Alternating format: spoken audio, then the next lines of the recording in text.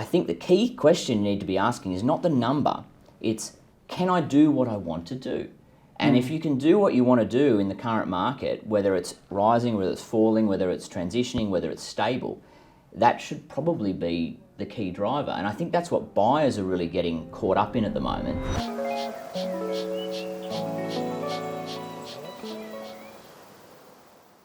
Hey guys, welcome back to Property Chat with Lockie and Matt. Today, Locke and I are going to be talking about where the current market is, what we've experienced over the last couple of months, and where we see the market heading, obviously, with everything that's happening economically across the country. So, Lockie, I guess the biggest point to address would be interest rate rise. Yeah, definitely. That's been certainly the biggest change in the market. And I think the fact that it's been such an extraordinary rate rise happening in the middle of an election campaign, we don't normally see that, of course. And also, it's been a shock to the system of a lot of people because it's been the first rise that we've had in a decade. Yeah. So, you've got some people that have spent their entire time in either the real estate industry or in buying and selling, and they've never seen a rate increase. Case in point. Yeah. Yeah, as a buyer, as an agent, there's never been a rate increase. I think every time I've either gone in for a loan or looked at interest rates, they've been going down and down and down with, at some points, no thought of it going up. So I think seeing them go up, we're definitely in a different market and there's going to be a fair bit more to navigate. Yeah, and I think a lot of people out there at the moment are thinking, well, what do we do now? The market feels like it's changing. You're trying to look to trends and things overseas to sort of get an idea of where we might end up, because we're usually, a little bit behind some of the other major economies in terms of where we're going. And we were talking about the US, I think, is an interesting example. And they've had a situation where they've literally 5 months ago, 30-year mortgages were around 3.5%, and they're now up around or even lower, around the 3%. Now they're up around the 5.5%. Yeah, that's a huge jump. And we're seeing minor jumps, but not anything to that degree. Yeah. So you look at their market and you go, how is that going to handle those sorts of rises? The interesting thing is, I think we have the same thing here in that there's still an undersupply. Yeah. So buyers are looking at that and being really cautious, but in reality, that supply and demand hasn't really changed. Yeah, I think when I sort of hear out in the marketplace, interest rate rise, I guess the different questions that I get a lot of times are buyers wondering whether now's the right time to buy or whether they should be waiting because it could cause an oversupply, and then maybe people worried about their borrowing power. I think that's probably the biggest things that I'm seeing at the moment. But I guess when I look at it this way, there's only going to be a small percentage of people that over maybe the last 2 years that have bought that wouldn't have made capital growth on their mortgage, where they've had 2 years to pay it down, the repayments are a bit more comfortable, that if the interest rates did climb to 5% might have that little bit of hurt factor where maybe the option is to sell the property, or maybe the option is to rent it out and go and rent something more affordable for yourself. But I just don't see a flurry of new listings, but I think we'll certainly see some people maybe be a little bit further ahead where they think, okay, my fixed mortgage is going to be up in 12 months. I don't really want to be on a higher interest rate. It maybe breaks the budget. Maybe now's the time to sell. Yeah, and I think, you mentioned about, people being hesitant perhaps to come to the market, less stock available. And I think that's what buyers, are not seeing. They're thinking that obviously when the market starts to soften, that there's going to be this flood of listings and they're going to be able to choose from what they want at a lower price. But the problem is all of those opportunistic sellers are gone. So anyone who was selling only because they could improve their position, they're gone. They won't sell. There's no motivation for them anymore. So there's going to be this whole pool of properties that just don't come to the market. Yeah. And we've seen over the last few years, it's been extremely profitable for people to do this as a business venture. Flipping houses, buying and developing. If the margins reduce, and they already are with the cost of construction, obviously, that's really tightened things up. But if those margins reduce to where it's not as feasible, then you won't see people going and buying these older homes, renovating them and on selling them. So there won't be those type of properties in the market either. Yeah. So there's a couple of groups of those sellers who are only selling for a gain and those people who are doing it as a business venture that if the market starts to soften a bit, won't be there. And I think buyers who are looking now, the funny thing is now is probably the best time to be buying. Well, it's like they always say, how do you know the market, was at the bottom? Only when it goes back up, because you can look back and pinpoint and say, well, that sale there was really good value, but you'll only know that after the fact. I think, something you and I spoke about yesterday on the phone was how many buyers in today's market would have killed to have the opportunities that are available today. 6 months ago, a year ago. There's a little bit more stock, there's a little bit more room for negotiation. We're seeing asking prices come off a little. In our area particularly, I'd say probably off by about 5 to 10%, depending on the stock. It's probably headed back into what I would consider as a normal market where, really good homes in great areas with good foundations and good marketing are selling, and the homes with the worst floor plans and the worst locations, not as much natural light, they're struggling. Yeah, and we've seen that over the past couple of years where, those listings that traditionally would be very, very tricky to sell were having no trouble. And in some respects, it's a good thing, right? If an owner takes the effort to present their property for sale, do all the right things, and it's a quality property, it's going to go well. What's been removed is, as you say, those properties that do have a fair few negative attributes. They're not in good condition. The owners haven't made any effort whatsoever to present it for sale. It's kind of fair enough that they're not getting exceptional results anymore. That's a normal market. Yeah, and we're seeing less of the, sold prior to marketing, that kind of stuff. The ability to be able to just lean on the database. Like it's even getting to the point now, utilising all of the marketing mediums that we have. When you think about the reach that we get per property, I think our area again, changes depending on the suburb, but we're getting 20 to 30,000 views per property, and when you think about that, we're not getting 20 to 30,000 attendees. No. We're not even getting 5% of that in terms of inquiry. So, it's hard enough now to still get people through the door. I would say we've probably gone from averaging 20 per inspection to 5 to 10. Like 5 to 10 would be a solid day. There was lots of new listings that came to the market that were probably priced in what I would consider to be December through March pricing, and unfortunately just started that touch too high and, ended up with ducks, no one through the door. And then, you're sort of having to really change up your strategy.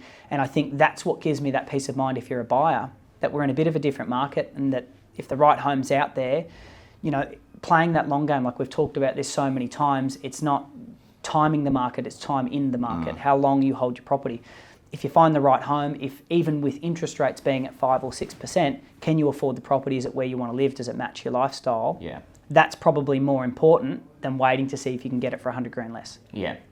And as you say, when you can see that many views happening online, but it's not translating into inspections, what that indicates is that buyers have moved backwards in the buying cycle, back to the research phase. And they're using that research phase to try and figure out whether they should be buying now. They're waiting to see evidence that properties have sold for less. But the problem is, by the time you get enough evidence that it becomes a trend, everyone's seeing that.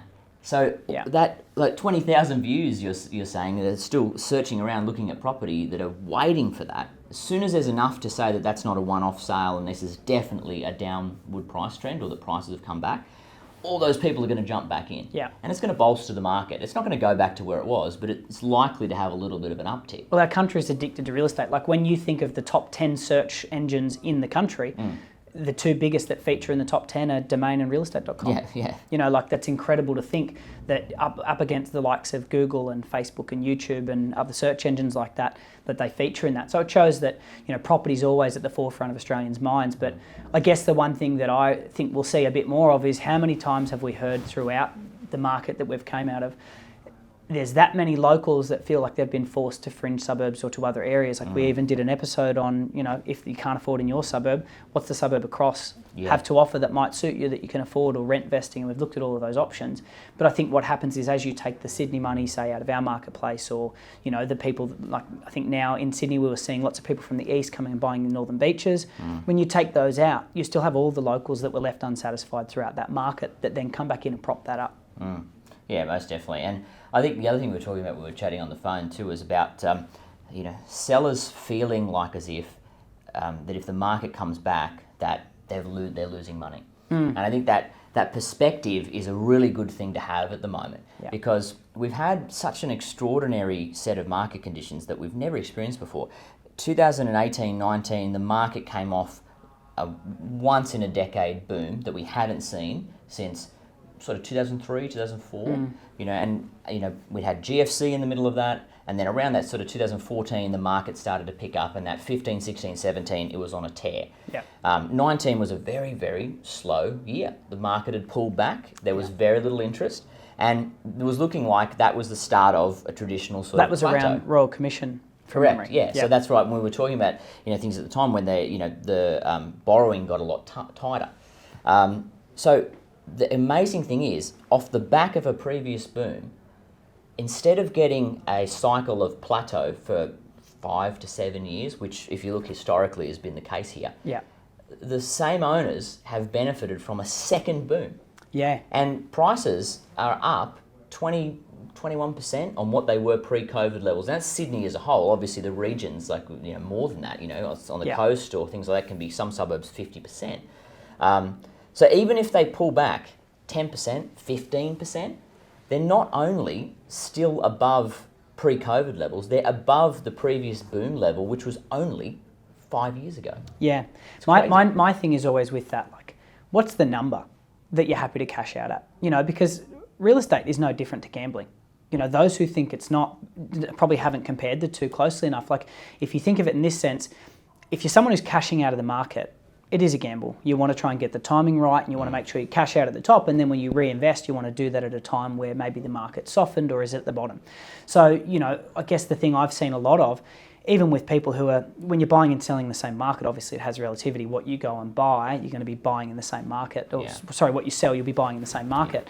But I guess from the same respect, it's at what level is enough capital growth? I don't think people have that answer when they go to market. Oftentimes, as we've talked about, the sellers that are out there purely just to try and capitalise on the growth that we've had, they might be at 40% growth in the period of time they've owned the home, and then they see headlines like the market's starting to soften, and rather than thinking, great, now's the time to cash out whilst I'm still well ahead on my investment, they go, oh no, I'll hold and wait for the next boom. Yeah. But it's what's the number? Are you waiting until you get to 60% growth?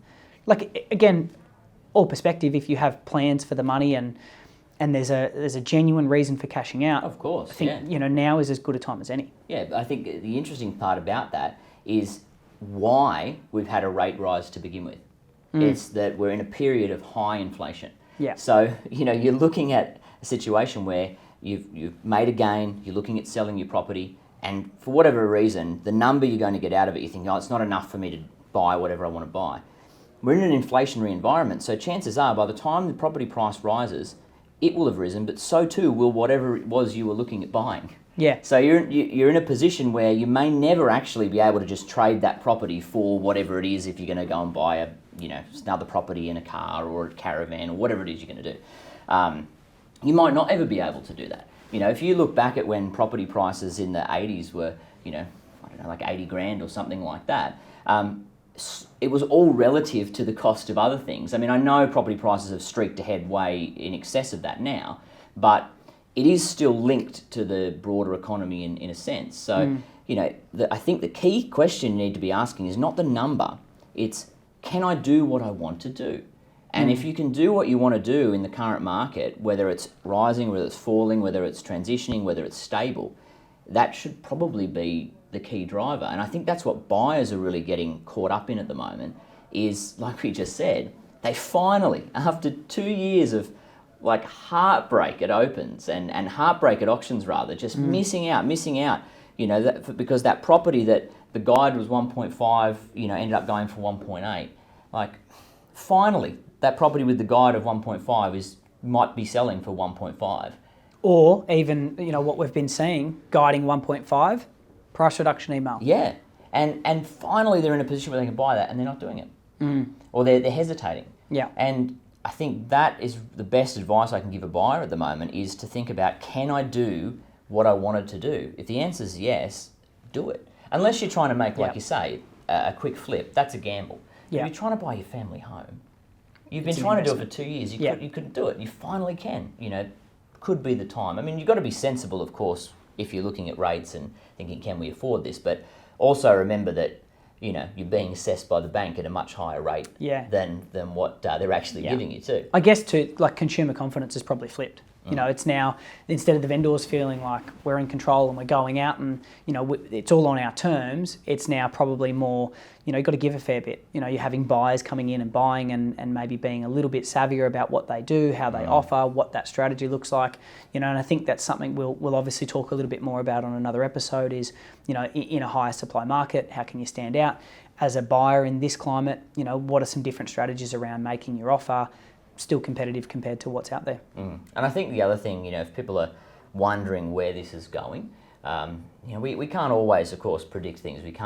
Could never have predicted what happened with COVID, but that's sort of once in a generation scenario. This is a little bit more predictable in that there's a lot of other factors we can look at to see what might happen. And I think monkeypox might take off and then we'll could, mate. It could be, yeah. The monkeypox boom. Yeah, waiting on that one. Yeah, well, that'd be good. But you know, there's things like the construction costs.